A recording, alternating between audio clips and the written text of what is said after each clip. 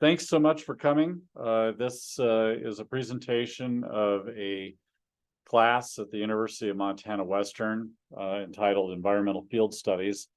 This class, just basic background, is a course that I have mostly taught for the last 30 years.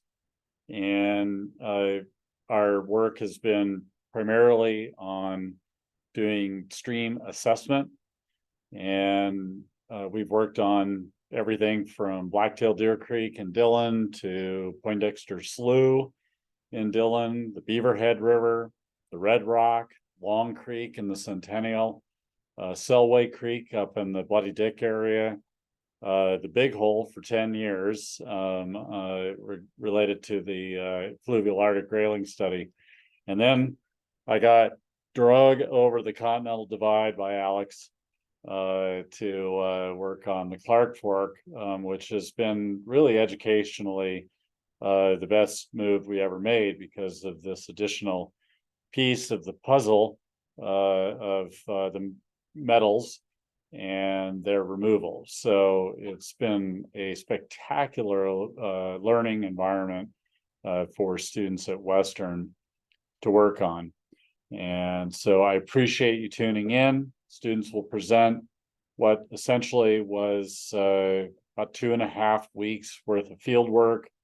And they've been scrambling the last 6 days of class to process all the data, write a report, which is essentially done and going to come in at somewhere on the order of 140 probably pages. And that will be available to all of you. I'll make a shareable PDF copy of that so that y'all can get access to the report. Also, anybody who wants raw data, I can provide the Excel files on the raw data as well. Okay, so with that, again, thanks so much for tuning in, and I will turn over the presentation to the students. So starting off with Tommaso. Hello, my name is Tommaso Long, and I'll start us off today with our baseline assessment of Phase 7 that we did. First off, I guess we can start. It's not working. There we go. First off, let's talk about the main goals that are proposed for the remediation, where the main goal is to remove the metal from the floodplain. Following that removal, we're going to the goal is to remediate the floodplain and as well as reintroducing some vegetation, as well as stabilizing the banks using various treatment types that have been proposed by the DEQ, which include brush matrix, brush trench, some riprap, some stock water gap, log structures, and as well as keeping some areas without treatment so that they can remain as they are right now. The goals for our assessment were to create a baseline of stream morphology pre-remediation so that the study can then be redone after the remediation and the data can be compared. To make our baseline assessment, we did cross sections, we did width depth ratios, we made pebble counts as well, and we also calculated Bank Erosional Hazard Indexes.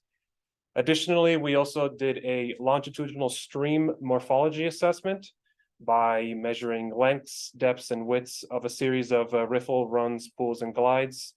We did these across a series of cross sections. As we also did an assessment of bank vegetation by assessing the relative percentage of grasses, willows, and fairground.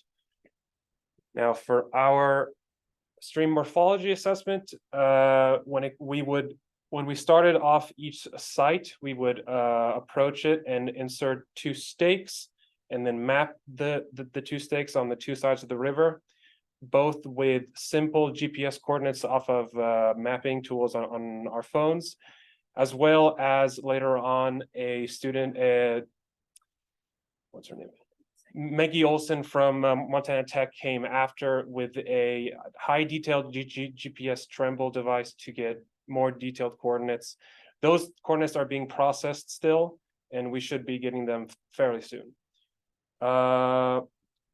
Once the stakes were set up, we would extend a tape across the entire channel, and then take a series of depth measurements across the channel every 50 centimeters.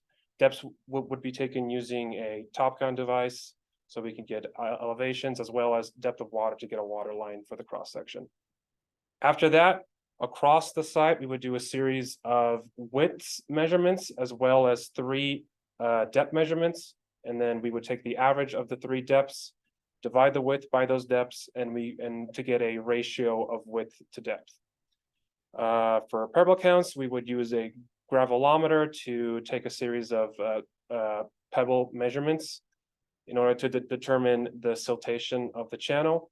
And then for the Bank Erosional Hazard Index, we did a series of measurements on bank heights, root depths, root densities, bank angles, all in order to determine the stability of the bank itself.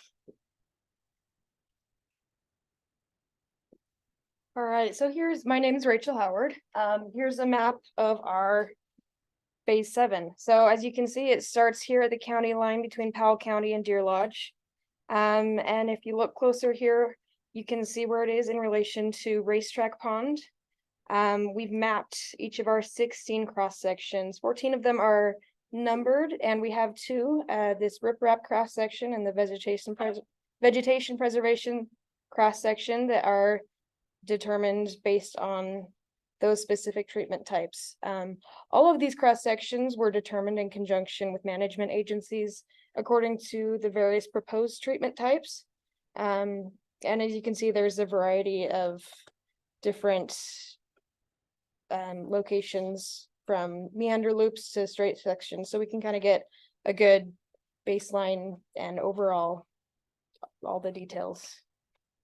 So as you can see here, this is kind of a cross-sectional view of the ideal stream morphology in a single channel low gradient meandering stream that we see, which is the Upper Clark Fork.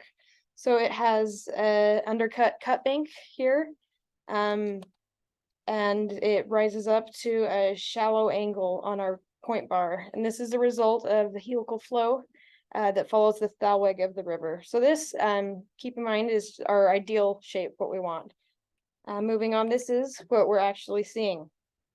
So cross section 7 right here, this is pretty typical of the cross sections that we see. And it has, as you can see, it has really good asymmetry. Something I'd like to point out is that most of the stream morphology that we're seeing here has likely developed since the 1908 flood, which what we're seeing here is really good morphology that's developed in such a short period of time. So in other stream environments, it's going to look a little bit different, but we're happy with what we're seeing here.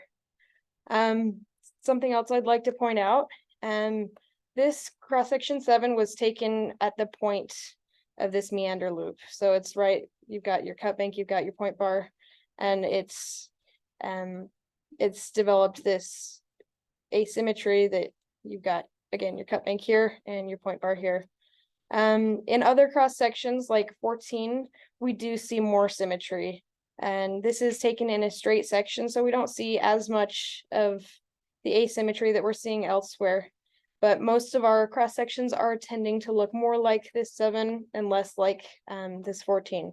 So again, overall, what we're seeing, we're liking. So good things overall.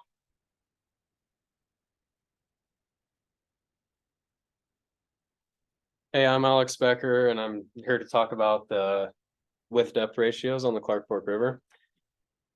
So the way we would typically collect these width depth ratios is we would have a tape and we would string it across the channel and take a width measurement 10 times, and then we would take 3 depth measurements on each one of those 10 width measurements. And after doing that, we would get an average number for each cross section. And then I averaged all of these numbers and then got the average width depth ratio for the whole river, which ended up being about 34.3. And I guess our goal, I guess, was width depth ratios tend to increase, or our analysis is the width depth ratios tend to increase with the remediation. Evaluate post remediation width depth changes with a focus on the changes related to the different bank treatment types and how some bank treatment types could affect other bank treatment types down the stream.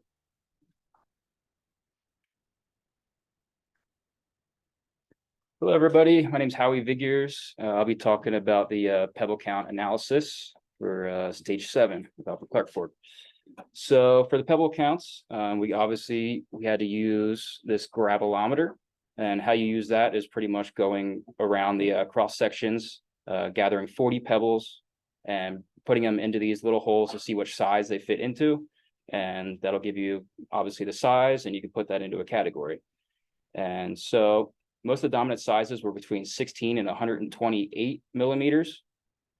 And there was also, all 16 through 128 meters were most of these big ones in here.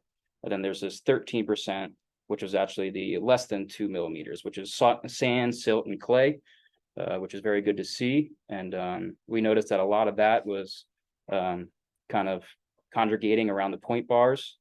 And that's where most places usually have all their silt, sand, and clay, which is a good sign. And let's see. So another thing I wanted to add in was also during remediation, to stop a lot of the sand, silt, and clay and other metal-rich soils from entering the Upper Clark Fork, we recommend using a soil barrier to help from any of those metals or extra soils and sand, silts, and clays from getting into the river.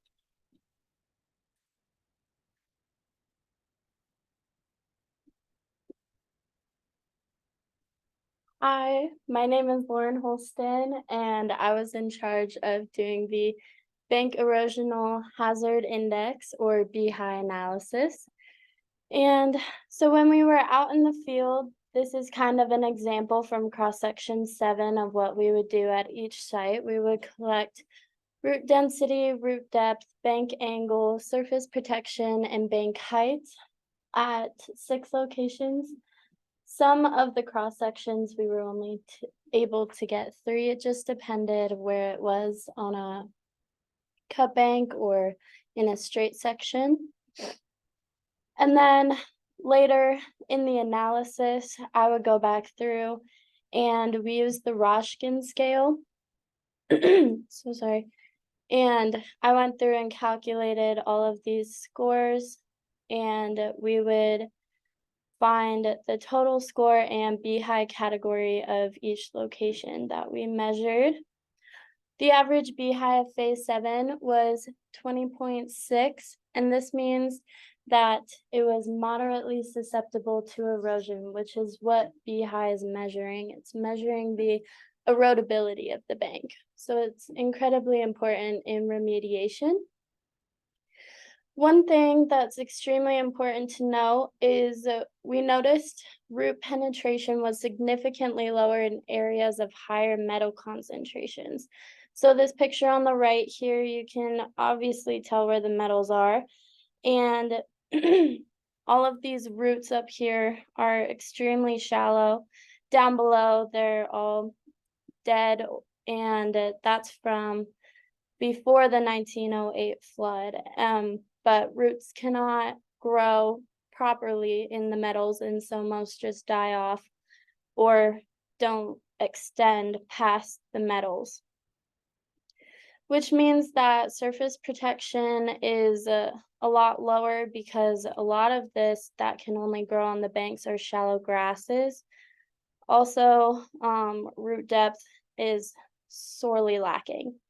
And so in the remediation and post-remediation, it's very important to assess bank stability with the different proposed treatment types and looking at how those roots grow in the future without those metals there.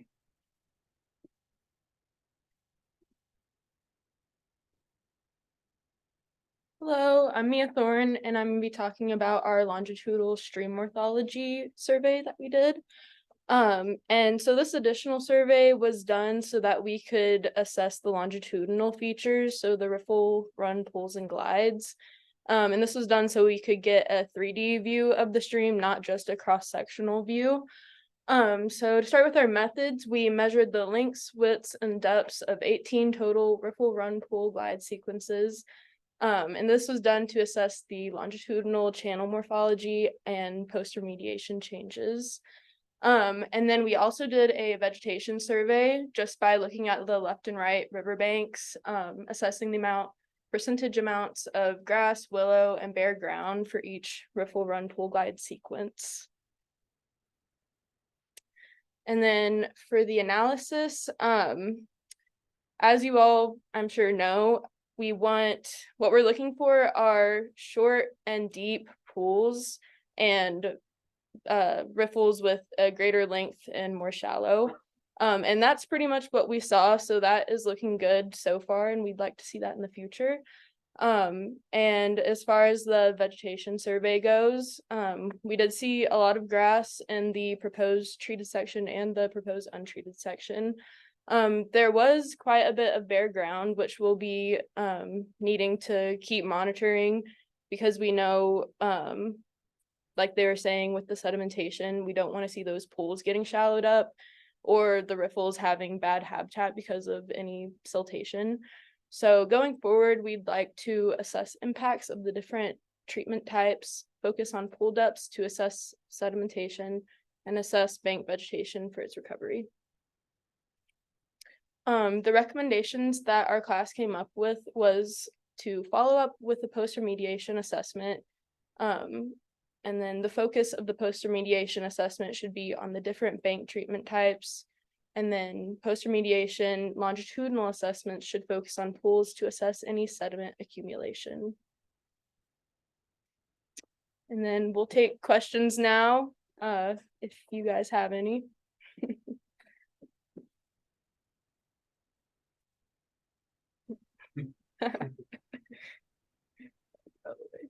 Is it on? Great job, you guys. Okay, yeah. Great job. Very interesting stuff. Yeah, one of the better presentations, I think, of any of the classes, Rob. That was great. Yeah, I'll start out with the first. I got one quick question, and I have several others, but I'm going to start with this one. How much of phase 7 do you think were you able to do the riffle, run, pool, glide, longitudinal analysis? Yes, I can pull up a map that Rachel put in here so we can see it better. It was right there. Oh, sorry. That one. That one. Okay, so we started at cross section 2, and then we went all the way to about cross section, I think we stopped around cross section 7. And this was all the treatment area, and then we started again at cross section 8 to get a little bit of sampling for the proposed untreated section. And that section only had 4 sequences, so it is a smaller data set than this first proposed treatment section. That answers your question. Cool. All right. No, it does. No, that's just, I think going forward, we're going to want more of that, honestly. I don't know what you guys think about that, but I'm really interested in understanding how those pools and rip and runs and everything just kind of evolves after they change the floodplain. For sure. And that was something we talked about this a little bit in the report, but we want the next class that's going to go in to really focus on the treatment types that they're surveying for the features. That way we can have a better handle on what the changes were opposed to the average. So I think that'll be good.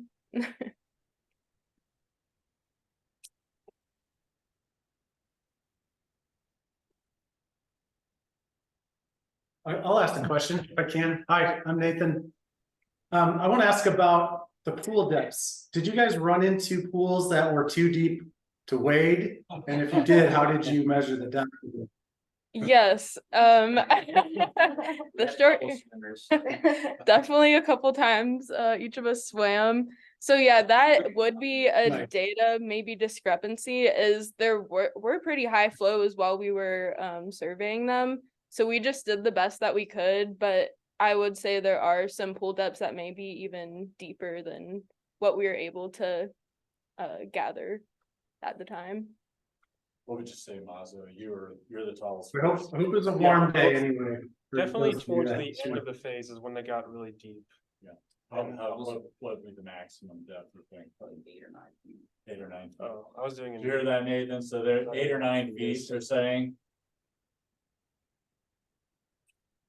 On some pool 8 or depths. 9 feet? Yeah, Gosh. yeah. I believe it. I mean, they went swimming. That's commitment. I'm impressed. Yeah. Yeah, we almost lost Rachel. She went down in where the car and all the wire is. Yeah, on the coldest day.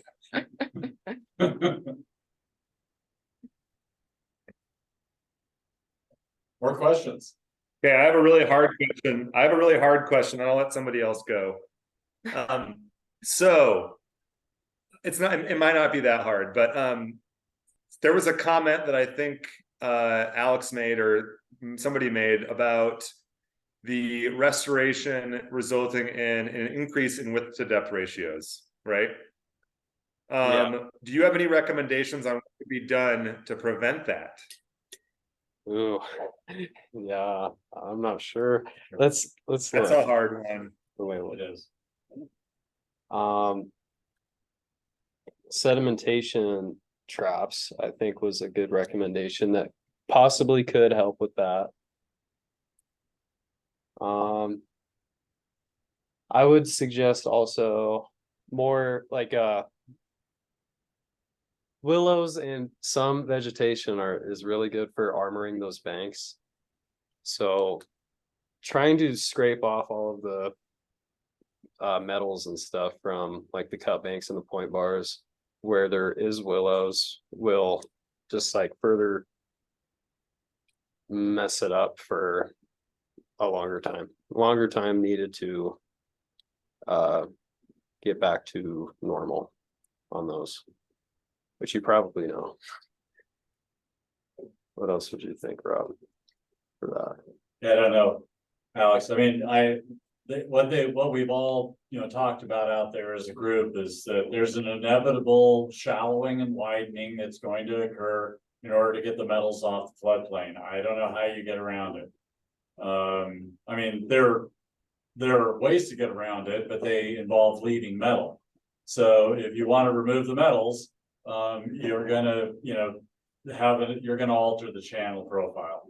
And I guess, all you can do is hope that the contractor, is a sensitive touch on that bank edge and, doesn't, widen it any more than it absolutely has to. The other thing I think what is interesting, those banks will hold together if they scrape those metals off down to that A horizon. The minute they hit the gravel, it all goes down the tubes, right? You can see it in that photo right there on the right. The gravels just bleed out and create like a alluvial apron. And so, that's going to mess with stream morphology more than anything. I think, is that if those things get liberated to roll out, it creates a problem. And we can see it even with the core logs, where the core logs are put in underneath the bottom core log, the gravel will spill out underneath it, right? And it's not really generating an undercut bank. You would hope that it would. It's instead just rolling out, creating like an alluvial apron away from the bottom core log. So, I don't know, these are problems in the process that I don't have really good solutions for. Yes. Caleb raising his I'll let hand. Caleb go. Yeah, I was just gonna, so Rob, on the prior phases where you're seeing that under the coir logs, we've always kind of noted that as well. That's actually a constructed feature, so they're constructing like a toe there because they need something to build the coir logs on top of, so that there's something stable for them to sit on. In phase 7 that you guys just did the monitoring on, that'll be the first phase that there is no constructed toe. So it'll be interesting to see, what you guys see down the road as you monitor this phase going forward, and if we still sort of see that as a function of those alluvium substrates getting kind of liberated and rolling down into the channel like you're mentioning, or if we do see sort of that undercutting and cut bank, that's desirable. Right. Yeah. Yeah, good. Yeah, one thing, that picture there, we talked about this group as well. Alex knows, I posted this picture that went viral on the Montana Geology Facebook site, and about the metals. And there were, and a lot of people, of course, were, chiming in about how they, why are we wasting money removing these metals, et cetera, et cetera. And Alex, if you go back to that other picture, well, okay, here's a place where you can clearly see that the bank cannot be stable on its own, because the vegetation won't grow adequately in that level of concentration metals.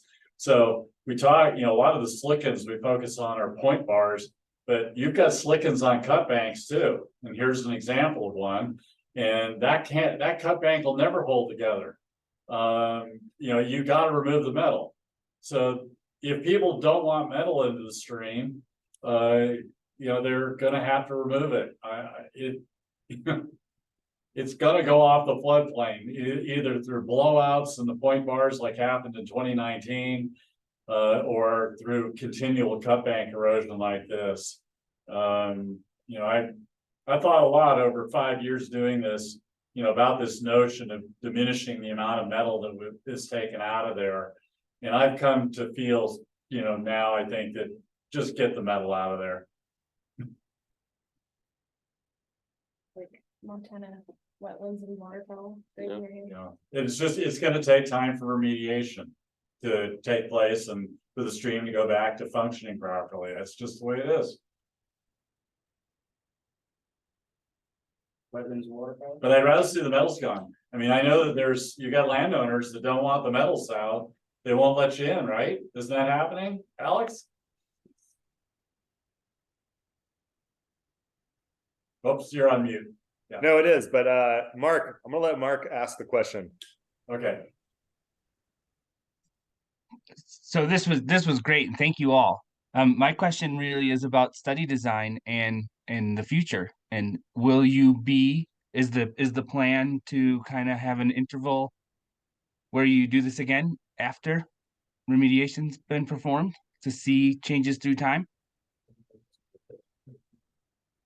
I'll let the students. Yeah. So the plan is to essentially replicate everything that we've done this time in the stream and the exact. So that's why we tried to take fairly accurate GPS measurements. We tried to keep everything fairly consistent so that this can be redone later on when it's all been dug up and all the metals have been removed. And the other main thing as well was that the cross sections were placed specifically to cover as many different treatment types as possible, so that later on, when all the measurements are done again, we can compare the two between the how it was previously and then how the treatment has affected changed the stream once it's been once it's been treated. Awesome. Thank you. Yeah, so they'll be out again. There'll be a group out whenever this is you know, they're ready for us to be out there and post remediation. We did that on phase 3. So in 2019, we did a baseline study, and last year, the group went in and did a post remediation on most of it. They were actually still in the process of remediating when we were out there. So yeah, well, that'll be the plan.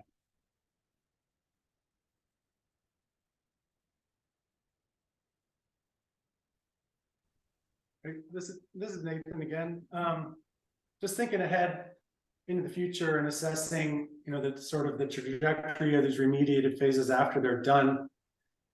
I guess there's a question for Rob. What do you see as a need for like a control reach or somewhere we could use as sort of a baseline as remediation is taking place? Is there a particular spot on the river that would work well to do that? I mean, eventually the whole river is going to be dug up and remediated. So how do we look at a control and what a control is doing while these remediated phases are evolving over time? Right. Does that make sense? Well, that's on phase 7, you're gonna have some areas that won't be remediated. That's good. Yeah, I was gonna say that. So within the phases in themselves, we could look at the stuff that's not getting touched. Correct.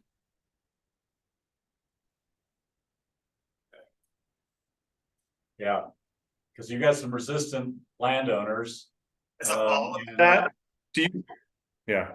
And you have some design, Yep. non-treatment, where, you know, the metals weren't there and didn't have to be removed.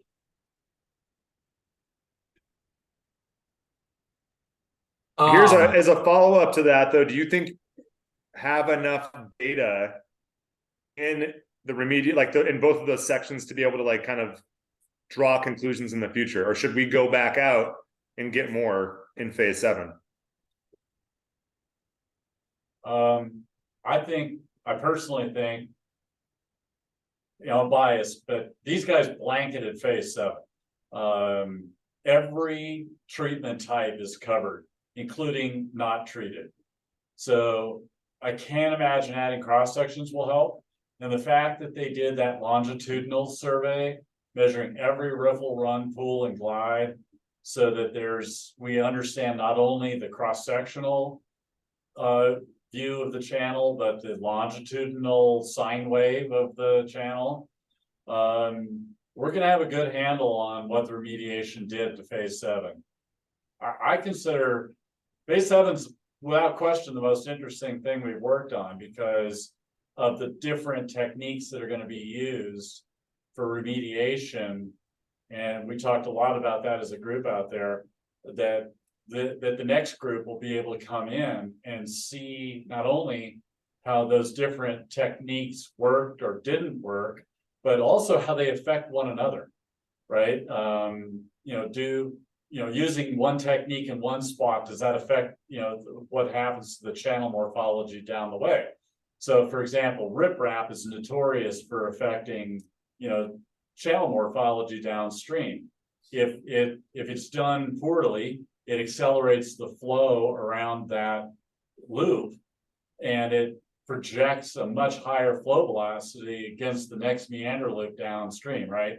So, you have these classic cases of the Californians building on the river and one guy's got to put the riprap in to keep his yard from eroding away. That accelerates the water flow and the guy downstream from him has to riprap to stop his house from going away and down the stream it goes. And so it'll be interesting to see, riprap can add bed roughness and slow the water flow if done well, but it can speed it up. So I think we've talked about all these things in the field and I think it'll be really fascinating. Don't you guys think? Yeah. I think the comparison is gonna be the interesting one. Yeah. To compare the two data sets, yeah. Yeah, go ahead. No, yeah, just that the main thing was to compare the two, both the fact that it's pre and post remediation, but also the fact that we can differentiate between where they've been done and see how the changes affect not just in those areas, but how downstream, even where it's not going to get touched. It's interesting to see how the sequence of Yeah. unit types affects how that particular sequence looks. Exactly. And then, and maybe Alex, something that you and I, chatted about on that point bar, is, if we did gather more information, it would be kind of micro habitat instead of this larger macro scale habitat. You know what I'm talking about?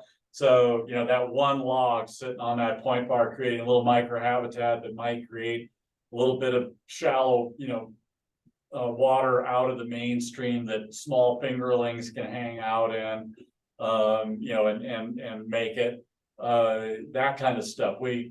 That's an additional thing that could occur. We had several discussions about that on the river today, so it was very timely. So I think, no, it's interesting, and I think it is cool that you guys have. It's good to hear too that you feel like you have enough for the comparison, and obviously the comparison is going to be incredibly key. And also, I'm really hopeful that we can get elevations on these from Maggie's help as well, because I think that's going to be really important too. It's just because these. Right? How else do we know where these things are going to be? These entire banks are going to change. The floodplain elevation is going to change. So, right, it's awesome. You guys crushed it this year. Crushed it.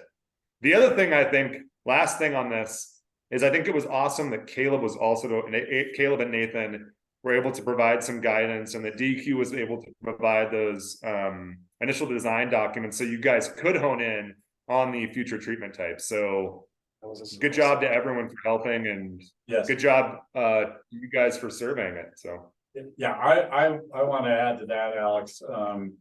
There's no question. I mean, as the Montana Standard article that Duncan did, pointed out, that my job is to educate. If the data that we provide are of value, that's great, and if they're not, that's fine too. The job is to educate. Part of the educational process is having folks show up out there. Right. So, having a visit from somebody from DEQ, incredibly important, really valuable.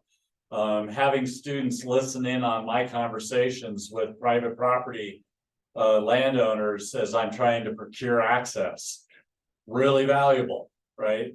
Listening to those folks and what their concerns are as they're, chewing my ear off before finally allowing, us to have permission. To be out there.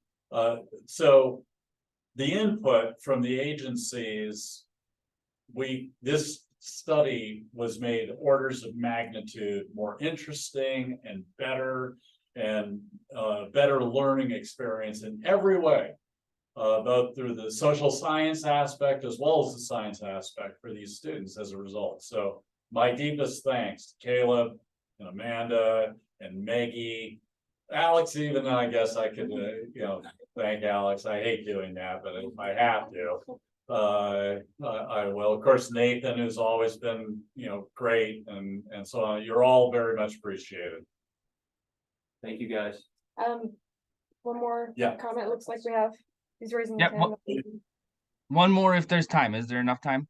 Yeah. Okay. So, and this comes from, just to build on that microhabitat discussion you were just having, in a discussion that Alex and I and some other folks had on our last field trip out there.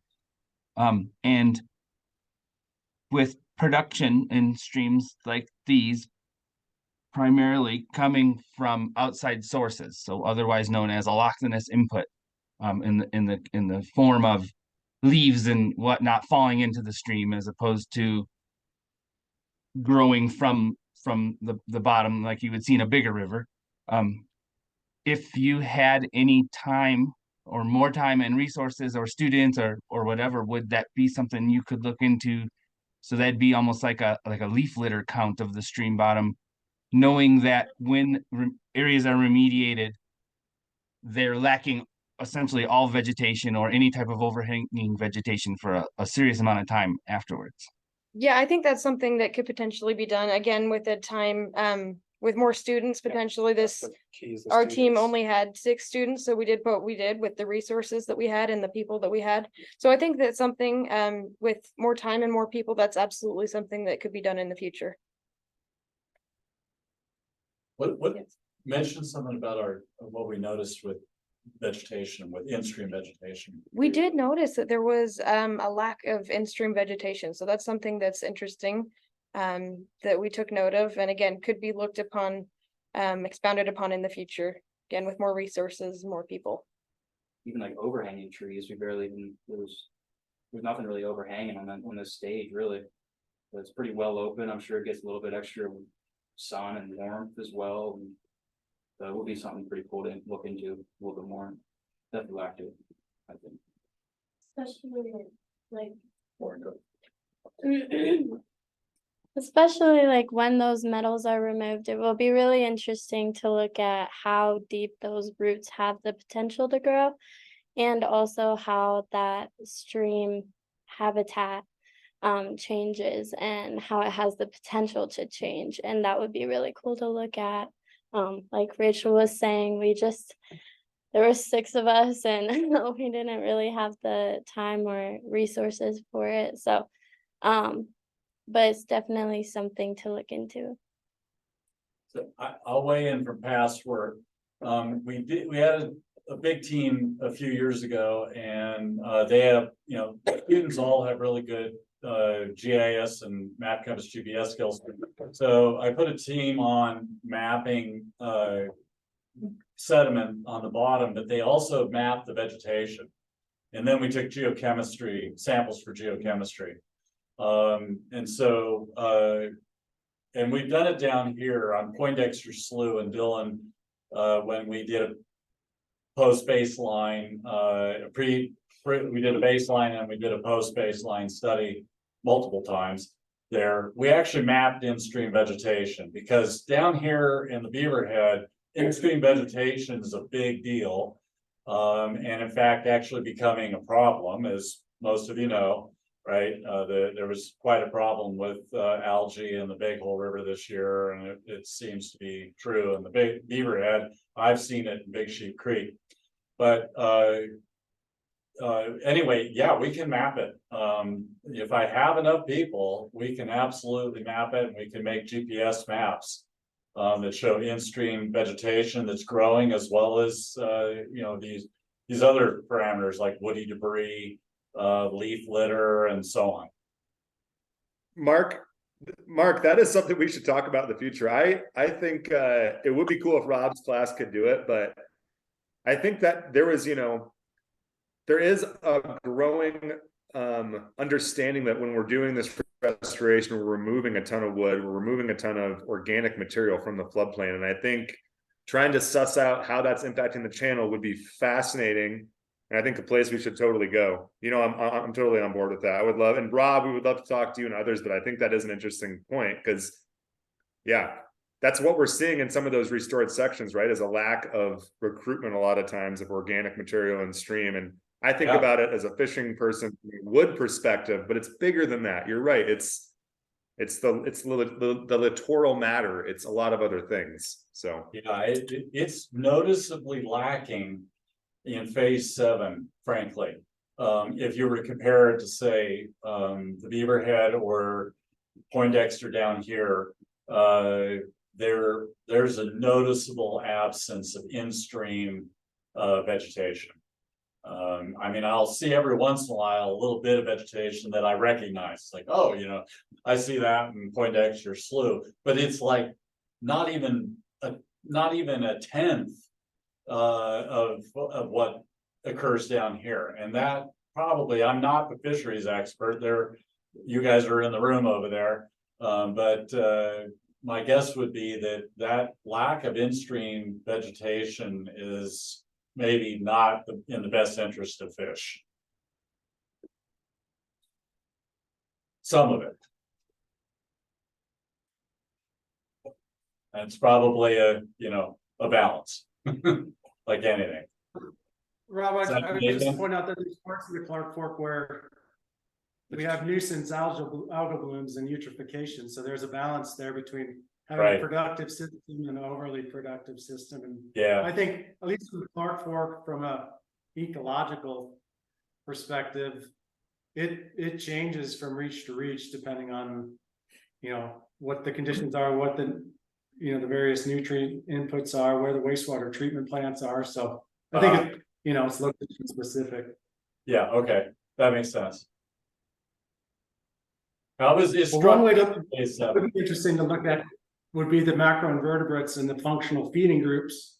That's Yep. one way to get at the ecological, removing vegetation and having less leaf litter and that sort of things. There'd be some expected changes there. That'd be a really Right. cool study. Yeah, and of course, we normally do a, a macroinvertebrate study. Just did not have the numbers to do it this time, and we decided that three-dimensional stream, longitudinal, study was more important in the stream morphology this year than doing the bugs. But we're fully. And I think it was, it's gonna be, with the discussion we had today on the river, that was huge, Rob. Like, and I think one quick question on that, and for the students as well.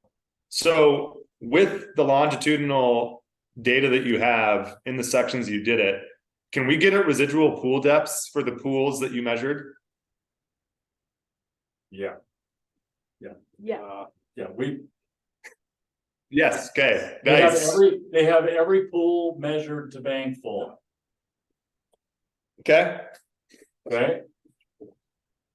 So when they strung the tape, they did bank full to bank full, and then they measured depth to bank full. and you have them like on like a map, so we know where they're at too? With the section, we started at Totally. section 2, We and know, we ended around 8. yeah, we Awesome. we started at 2 and Okay. then we just went all the way down to about 7, and so it's all in a row essentially is what we did. So we don't, if we can, we just did them in order. It can be repeated. It can definitely be repeated. It can be, Totally. it can be redone. Yeah, we measured from end to end, so there's no gaps between the lengths of the ripple run pool glides. The only issue would How be long did that? the only issue would be, of course, is when you make a call on what is the ripple, what's the run, what's the pool, what's the glide, you can have disagreement from one group to the next over that. I mean, some places out there, it's hard to tell. It's not, yeah. The bottom sine wave is not, perfectly developed, and so you're like, hold it a second. Where's the ripple run bull glide here? Yeah, it wasn't always perfectly clear where one section ended and the next one started. Sometimes it was kind of hard to tell. How long did it take you to do that part of it? Like, how many hours in the field for doing the longitudinal part? We were out there for the whole day. Well, our full day is about 4 hours, so we were out there for about 4 hours. Yeah, just the one day that we spent out there. We didn't do the entire phase. We just again went from 2 to 7 and then 4 measurements from 8. So that took us about 8 hours over the course of one day. I decided that it was really crucial they see remediation. So I contacted Hans Lambert and we went on to 3 and we looked at, the remediated section so that they would know what was coming. I mean, it was essential. You can't just do a baseline without showing these guys what's coming. And again, my job is education. So we actually went up. That's great, Rob. Yeah. Yeah, we went up. That's great. I wish I could have come. Yeah. Say again. I wish I could have joined you. That's awesome. You all did that. That's great. Yeah, it was good. They got to see a lot because they got to see what phase 1 looked like. We then went to the bottom of phase 2, and then we went on to phase 3 following the old Milwaukee Road. And went way out there, and they were able to see all the the watering wells that are being put in on the fence line.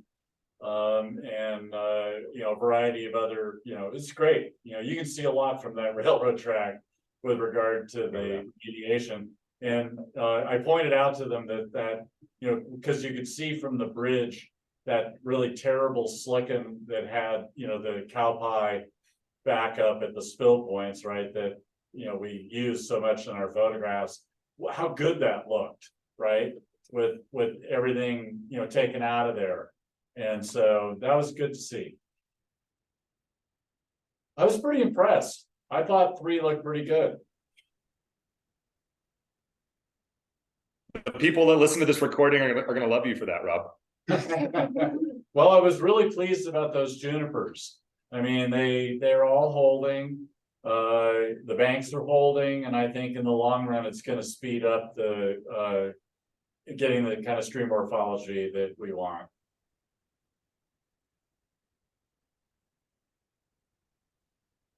Any other questions from anyone else?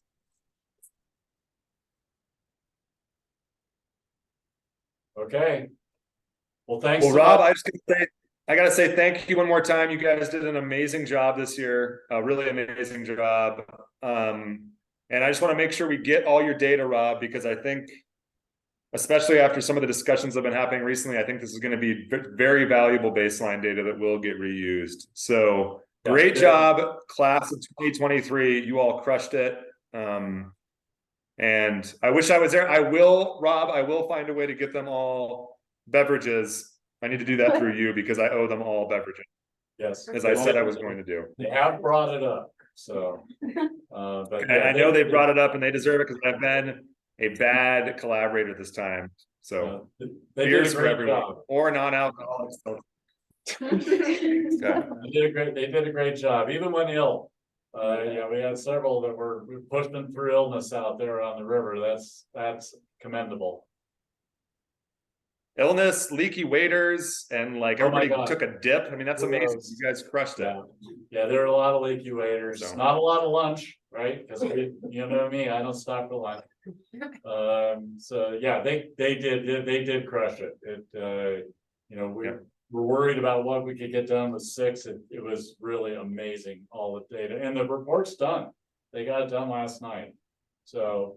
Whoa. So I'm gonna get this before Christmas, Rob? Yes, you will.